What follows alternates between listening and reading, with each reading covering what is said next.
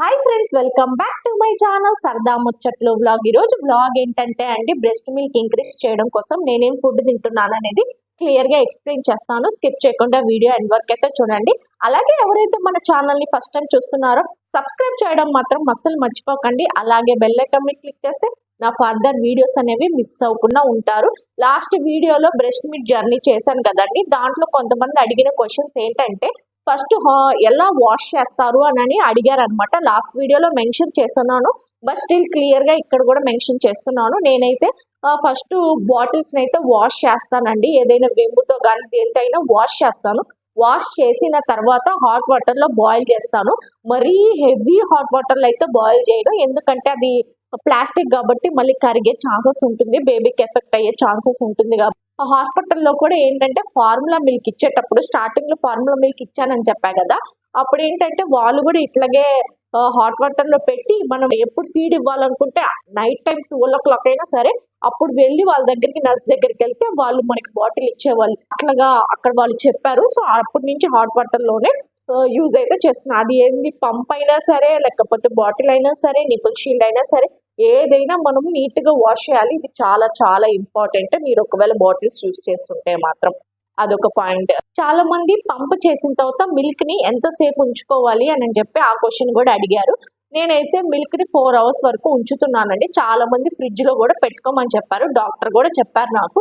But నాకు అంత అవసరం అయితే అవ్వలేదు, ఫ్రిడ్జ్ లో పెట్టే అంత అవసరము. నేనైతే నైట్ టైం పంప్ చేస్తాను. మార్నింగ్ డే టైంలో నేను అసలుకి పంప్ అనేది యూజ్ చేయను కాబట్టి నైట్ టైంలో పంప్ చేసినప్పుడు ఏంటంటే 4 hours ఉంచేదాన్ని అనమాట. 4 hours తర్వాత ఒకవేళ మిగిలినా కానీ అవి అయితే త్రో చేసేదాన్ని. 4 hours దాటిన తర్వాత బేబీకి కూడా కడుపులో అరగదనమాట.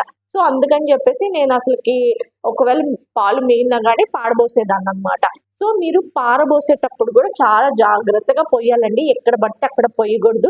అది కూడా ఫాలో అవ్వండి. నాకు తెలీదు, మా పేరెంట్స్ అయితే చెప్పారు ఎక్కడంటే అక్కడ వేయకూడదు, మళ్ళీ మనకి మిల్క్ ప్రొడ్యూస్ అనేది తగ్గిపోతుందంట. సో అదొక ఇంపార్టెంట్ పాయింట్, అది కూడా చూసుకోండి. సో నేను ఇంక్రీజ్ చేసుకోవడానికి నేను ఏమేమి ఫుడ్ తింటున్నాను, మా అమ్మమ్మ వాళ్ళు వాళ్ళ కాలంలో ఎలా యూజ్ చేశారు ఏంటి అనేది ఈచ్ అండ్ ఎవ్రీథింగ్ క్లియర్ గా చెప్తానండి. నేను ఎలా ఫాలో అవుతున్నాను, మీకు కూడా యూస్ఫుల్ ఉండొచ్చు. అండ్ ఇంకోటి ఏంటంటే ఒక్కొక్కరు బాడీ టైప్ కొంచెం డిఫరెంట్ గా ఉంటుంది. నాకు పడింది మీకు పడకపోవచ్చు, మేబీ కొంచెం తక్కువ మిల్క్ అయితే 100% వస్తుందండి నేను ఫాలో అయ్యేది, మీరు ఫాలో అవుతే.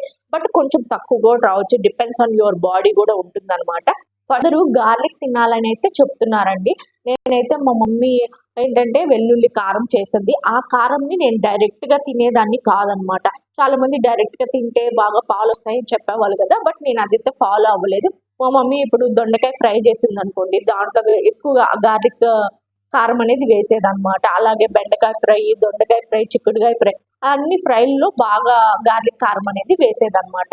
అండ్ ఇడ్లీలో కూడా నాకు మా మమ్మీ ధనియాలు ఆ తర్వాత అవన్నీ వేసి పొడి చేసేదన్నమాట. కారం, ఆ కారం తింటే కూడా చాలా మంచిది అని చెప్పి ఆ కారం పెట్టేదన్నమాట ఇడ్లీలో. ఎవ్రీ డే నేను 1 month వరకు ఇడ్లీయే తిన్నానండి, టిఫిన్ మార్నింగ్. ఎవ్రీ డే అదే కారం అనమాట. మీకు కావాలంటే కొంచెం నెయ్యి వేసుకోండి, మరి కారం ఉత్తి కారం ఏం తింటాంలే అనుకుంటే. చట్నీస్ అయితే అస్సలు తినలేదన్నమాట. 1 month నేను అదే కారంతో తిన్నాను. సో బ్రెస్ట్ మిల్క్ ఇంక్రీజ్ అవ్వడానికి అది కూడా ఒక పాయింట్ అనమాట. అండ్ వెల్లుల్లి కారం ఇలా ఫ్రైస్ లో వేసుకొని తినేదాన్ని.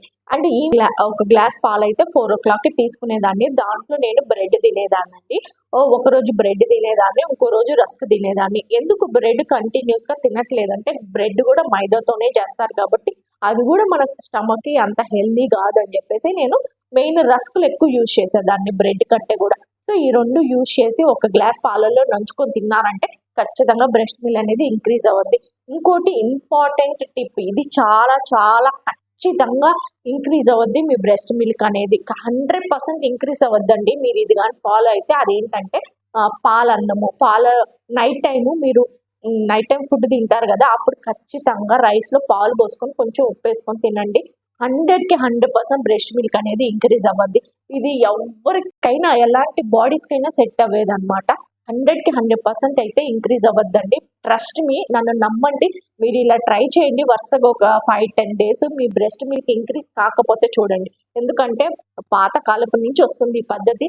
అండ్ చాలా మంది మా మమ్మీకి కూడా చెప్పారనమాట, ఆంటీ వాళ్ళు ఉంటారు కదా, పాలన్నం నైట్ టైమే తినాలి, మళ్ళీ మధ్యాహ్నం పూట మార్నింగ్ పూట తినకూడదు, ఓన్లీ నైట్ టైమే పాలన్నం గని తిన్నారంటే మీ బ్రెస్ట్ మిల్క్ 100% ఇంక్రీజ్ అవుద్ది. సో ఏమైతే బ్రెస్ట్ మిల్క్ ఇంక్రీజ్ అవుతుందో లేదో కూడా నాకు కామెంట్ సెక్షన్ లో కామెంట్ చేయండి. 100% వర్కౌట్ అవుతుంది ఇది మాత్రము.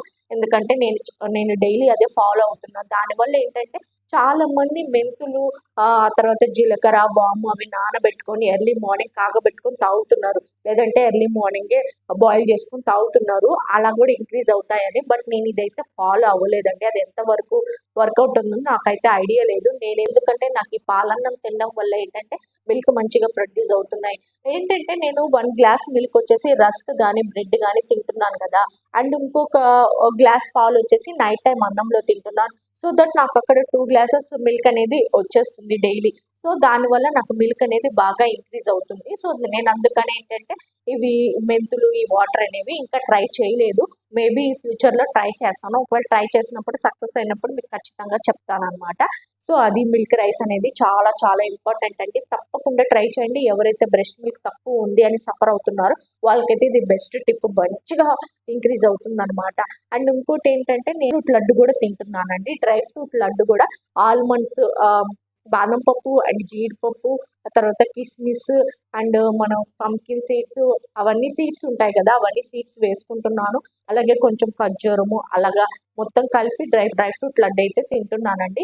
అండ్ ఈ డ్రై ఫ్రూట్ లడ్డు డైలీ 1 తింటే కూడా ఇంక్రీజ్ అవుతుంది మిల్క్. నేను అది కూడా గమనించాను. ఏంటంటే ఒక 2 డేస్ తినకుండా ఉండండి.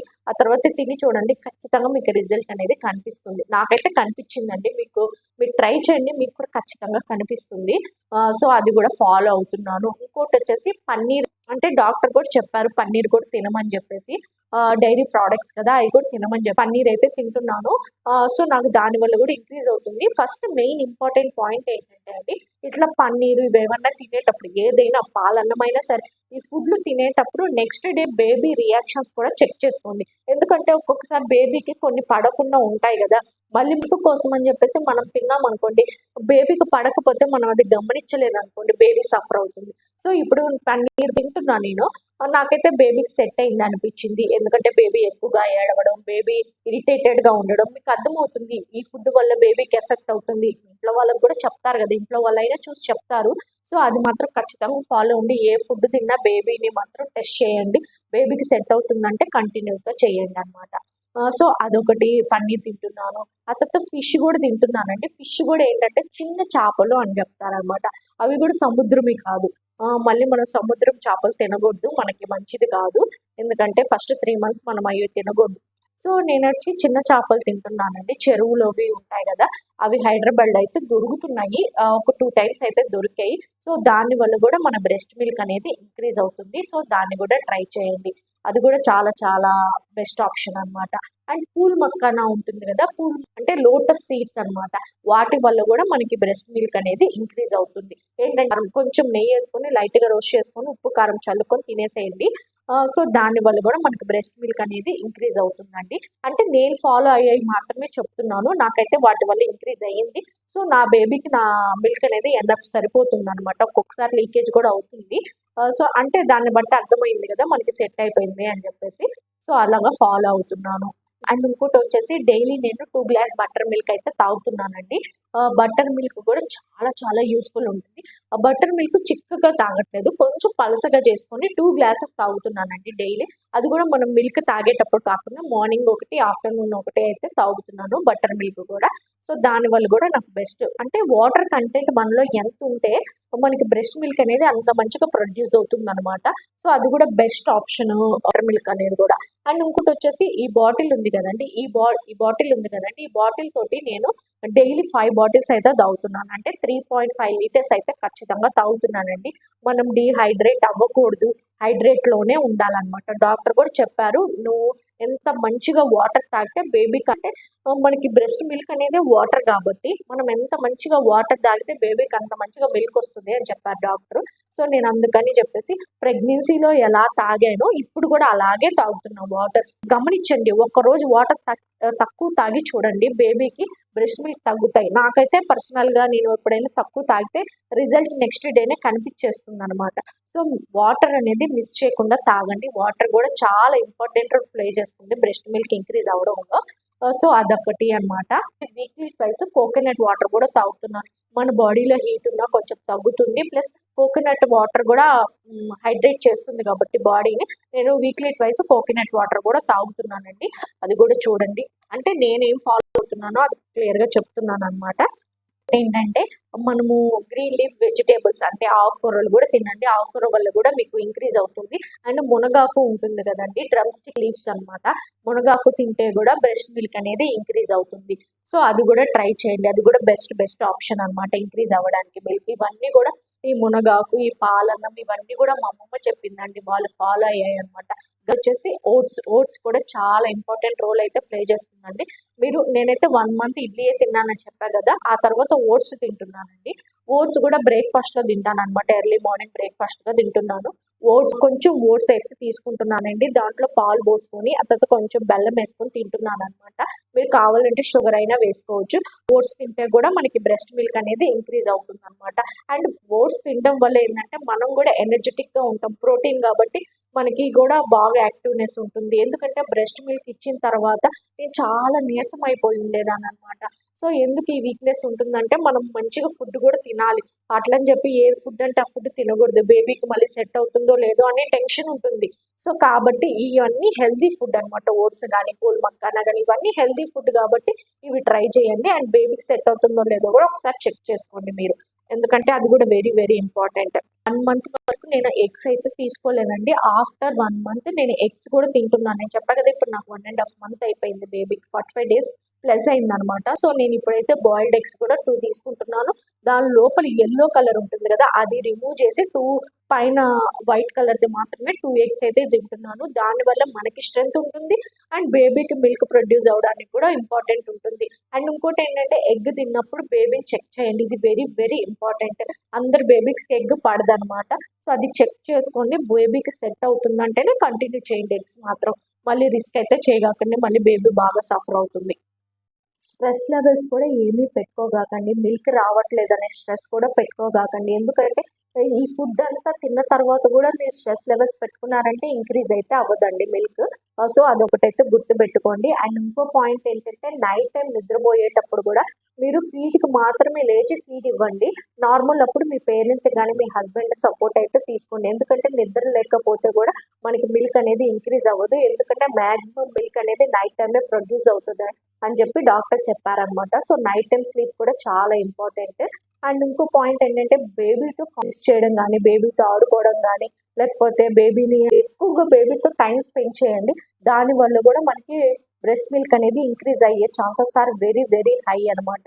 అండ్ మీకు ఒకవేళ మీ దగ్గర మిల్క్ లేదు, బేబీ తాగట్లేదు అనుకోండి, మిల్క్ లేకపోయినా సరే లాచింగ్ అనేది ఇప్పించండి. బేబీ సక్ చేయడం వల్ల ఏంటంటే మన బ్రెయిన్కి సిగ్నల్స్ వెళ్ళేసి మన మిల్క్ అనేది ప్రొడ్యూస్ అవుతూ ఉంటుంది అనమాట. మీకు అసలు మిల్క్ రాకపోయినా 1 hourకి లాచింగ్ అనేది కంపల్సరీ ఇవ్వండి. దానివల్ల కూడా మిల్క్ అనేది ఖచ్చితంగా ప్రొడ్యూస్ అవుతుంది అనమాట.